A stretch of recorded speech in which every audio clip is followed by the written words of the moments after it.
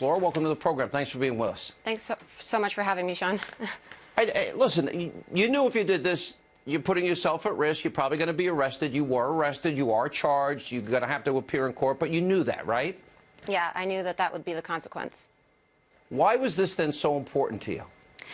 This has been really important to me because the left has systematically and programmatically used free speech and artistic expression as a pretext to incite violence against the right and promote the assassination of President Donald Trump. And that's really problematic.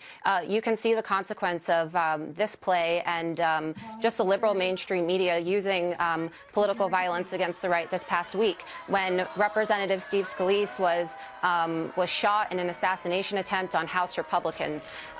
This was, of course, carried out by a liberal who watched MSNBC, was a fan of the liberal mainstream media, and who knows, maybe he was influenced by Kathy Griffin and Julius Caesar. And by the way, this was nonviolent. And, you know, it's funny because the left has been preaching since Donald Trump got elected, oh, the resistance. Oh, and Obama once said, get in their faces. And Biden once talked about taking Trump behind a schoolyard and kicking the crap out of him. Robert De Niro wanted to punch him in the face. Jim Carrey wants to use a golf club on the president. Then we've got ISIS poses and everything else. And then you have, of course, the infamous Madonna. Listen to this. Yes, I am outraged. Yes, I have thought an awful lot about blowing up the White House. You know, and Laura, I was thinking about you. I mean, wait a minute. I thought the left liked peaceful protests, and in some cases, they don't even speak out against violent protests. And Rhino Republicans, they've been critical of you, and never Trumpers are critical of you.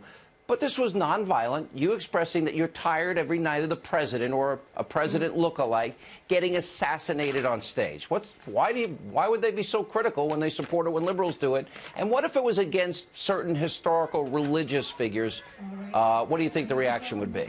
Yeah, look, this is assassination porn, right?